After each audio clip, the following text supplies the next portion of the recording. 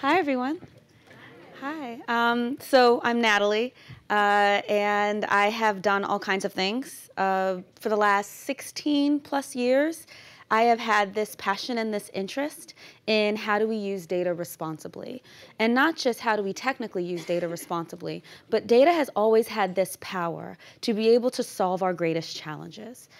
When we think about why government isn't doing what we need it to do for society, the answer usually boils down to they don't have the data or the information that they need, or they're not using it correctly. So how do we use technology and innovation to help them to be able to do that? That started me on this journey, and I spent 16 years with the National Security Agency because they recruited me and it was cool. And then I had the opportunity to work at the White House under President Obama because he was cool. And then after I left the administration, I still had this itch. I still wanted to see how do we get all these truly amazing, brilliant, smart people to start asking different and interesting questions. Not just the technically challenging questions, but the things that you never think about. The questions that my mom asked me when she's like, what is it that you do again? And why do you do it? And how do we start to get and have those conversations around us, not just as technologists, but as program managers, as citizens. So I partnered with Bloomberg and I partnered with Data for Democracy, and I said, what would it look like if data scientists came together and defined their own set of principles for what ethical behavior looks like in data sharing? What would that look like? And they said, I don't know, let's find out. And so we did. So I hate to say that I create the data science code of ethics because I didn't do it. All I did was create an opportunity for data scientists to come together and do that themselves. So I'm a co-ideator, co-conspirator in that. And then I also co-founded a company called Bright Hive, which is really focused on how do we help state and local governments be able to make their data more accessible and bring it together with other training providers and education providers to help build that linkage between how do we make sure that individuals are spending their money on training to get jobs that will actually increase economic opportunities in your communities. So that's me. I start this talk off by saying people are the power, individuals are the power. So you will not see any code in this talk. Technology, algorithms, security, and privacy, they're all important. They're all things that we need to figure out, but they're evolving.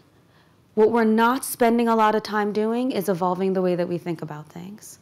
Evolving and making sure that we actually have the environments to be able to innovate responsibly. So I use this quote from Barbara Jordan. If you don't know Barbara Jordan, she was the first African-American woman to represent Texas back in the 70s. She also was the first African-American woman to speak at the Democratic National Convention. And this was a quote from her keynote that I think still applies today, that as people, we want to solve the hard problems of today. And what data allows us to do is to be able to describe what is happening in our communities, to be able to predict what can happen with our children, to be able to detect where to go and where to work and where the jobs are coming, future of work, AI, are the robots really going to take our jobs? And to be able to evaluate return on investment. How do we know that we are putting our dollars in the right places and helping everyone and doing so effectively? Data science could do everything. We are in the midst of this data revolution where data could create this utopia. It could solve all your problems. It could make a cake. It is amazing. But you know what? It's hard. And we're realizing the more and more that we use data that it's not as fun as it looked like when we started out. For all the things that it can do, it's really hard to create sustainable, scalable solutions to do this. There are cultural barriers, there are political barriers, policies, infrastructure. Who here has the budget to do all the things that they want to be able to do? And then let's not talk about skills and education and all of the things.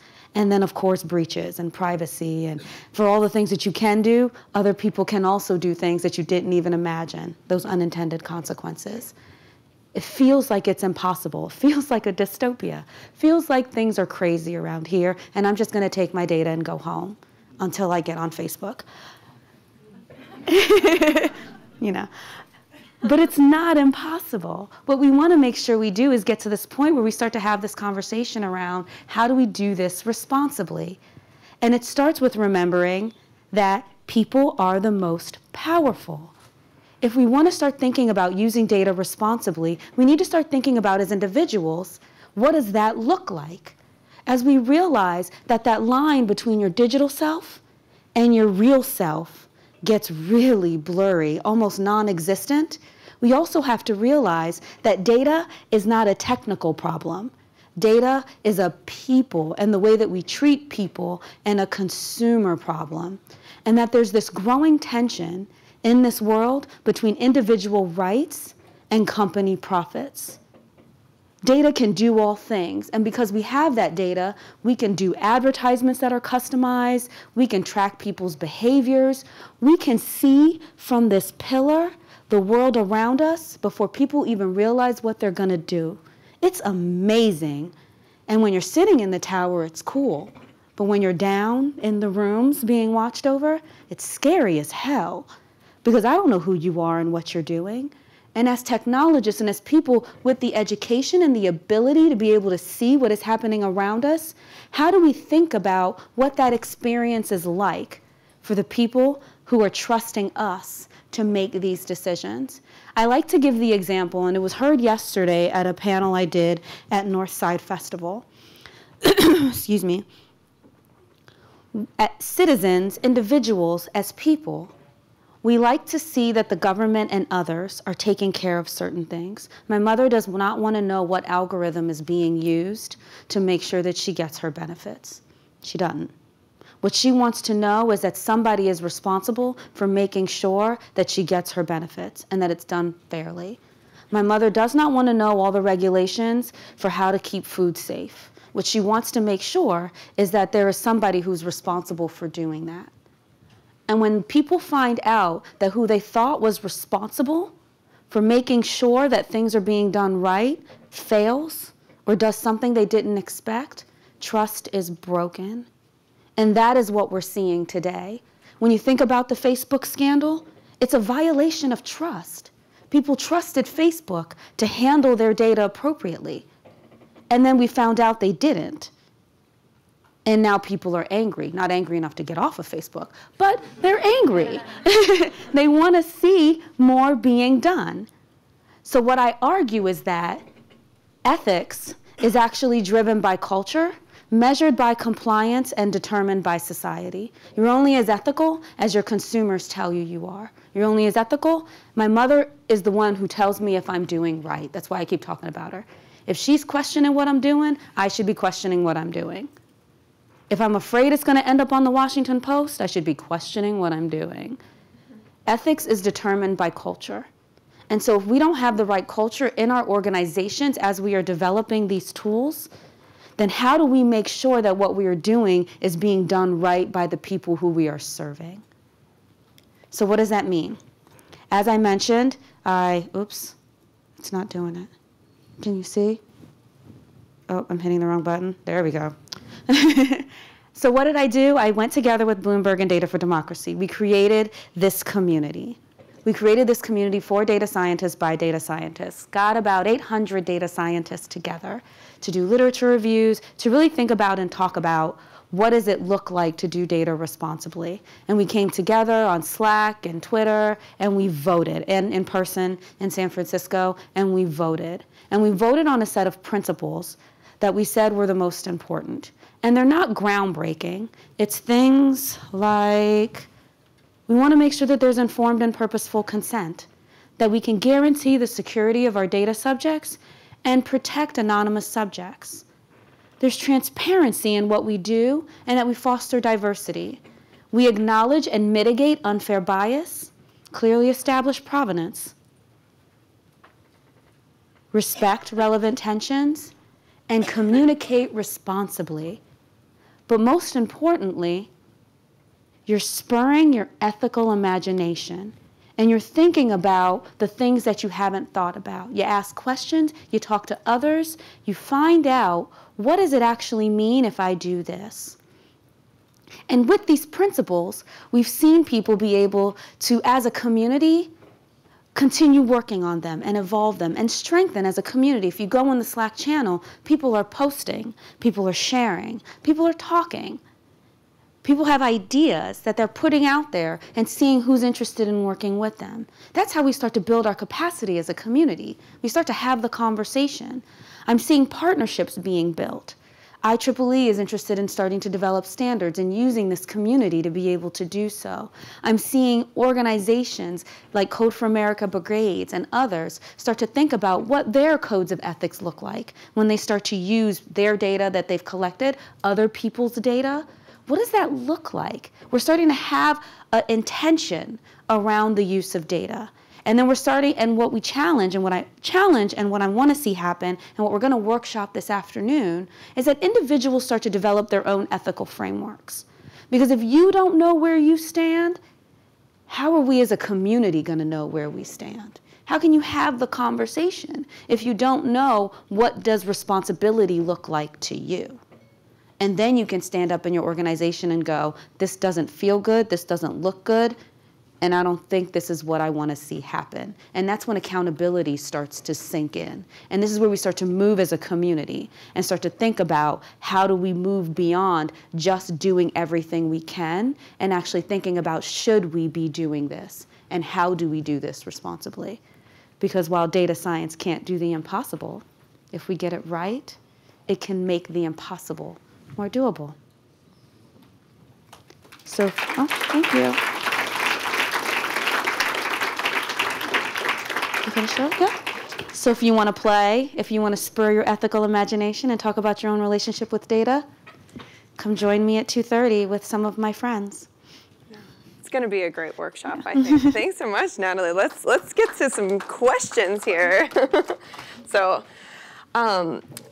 wow, my ethical imagination is spurred. I'm already thinking personally with a question that I just have to begin with is, how do you scenario plan that? Because sometimes what might seem ethical in the first step, like, okay, let's collect everybody's emails. That seems like a fine idea. Then, why don't we just get some birth dates too while we're at it? And why don't we ask for someone's mother's maiden name or like dog or favorite pet or something for the security questions that I feel like Facebook sometimes asks in those like ask you a question things that they post publicly. How do you begin to see down the pipeline in exercising not just like the ethics of the now, but the ethics of the 10 years from now, I guess? Mm-hmm. So the first question that I would say ask when you start down the data collection path is, what do I want to do with this? Mm-hmm. Why do I want this data? And then I always think it's hard to be able to have this ethical conversation in a vacuum by yourself. Mm-hmm. So if you ask yourself, why do you want this data? What is your purpose and intention in using this data? That starts you down the path of thinking about, well, what are other people's intentions and purposes that could be done with this data? Mm-hmm. And that's a useful question to ask because that helps you in understanding, how do I secure and protect this data?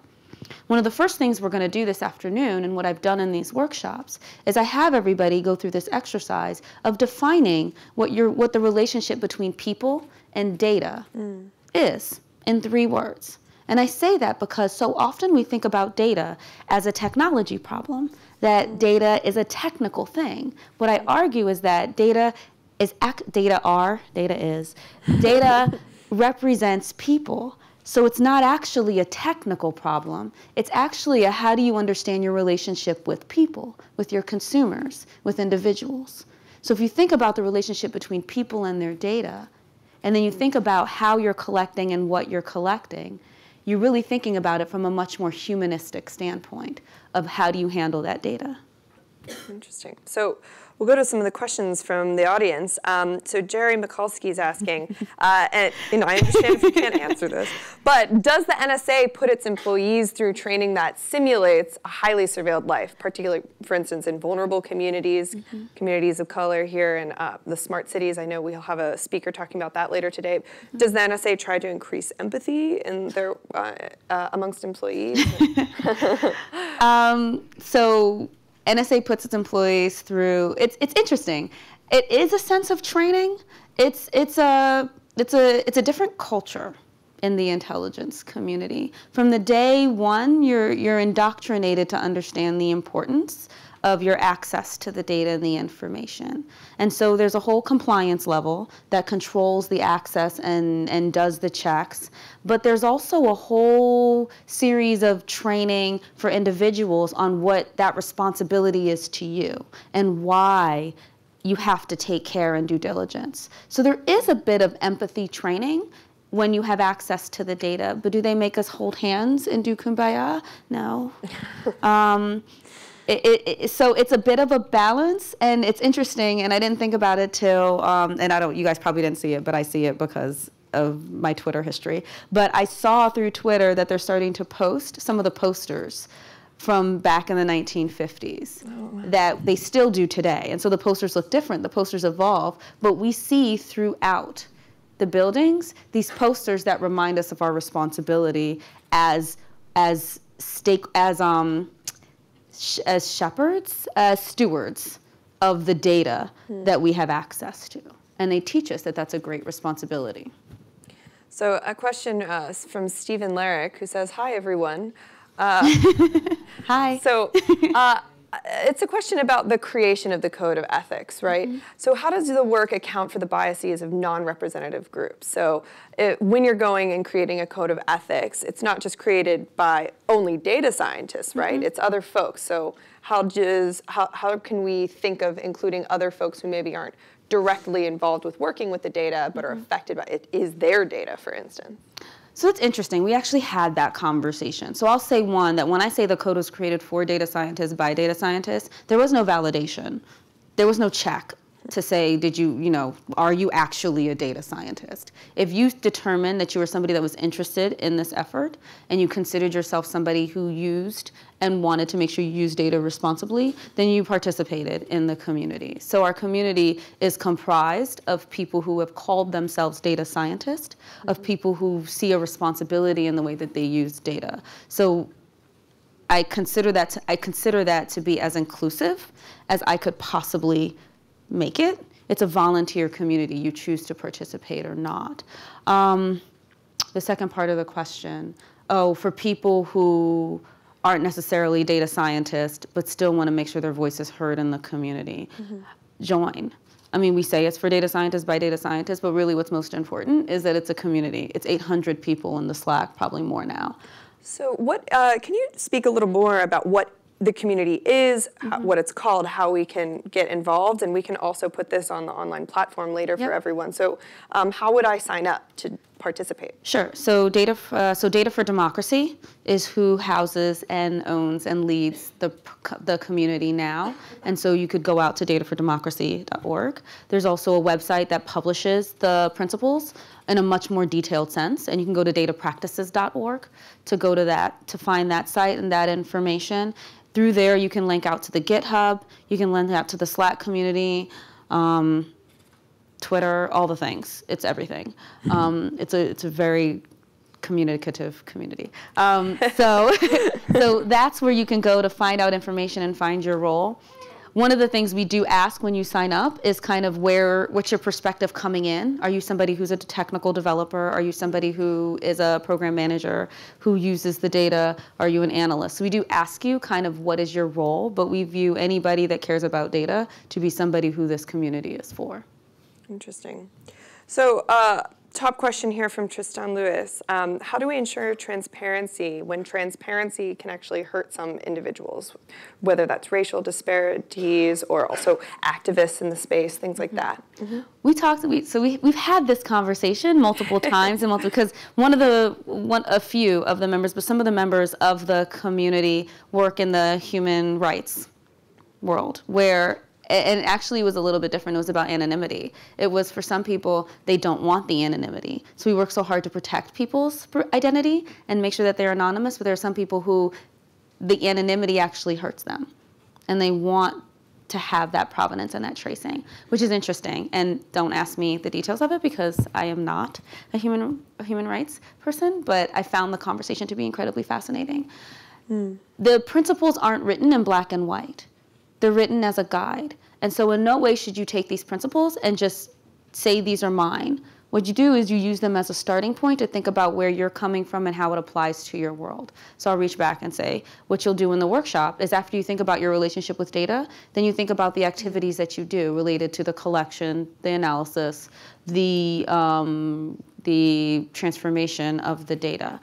And what does those activities look like? And then you think about, do the activities that you do align with how you feel the relationship between people and data are? And then that's how you start to get your questions.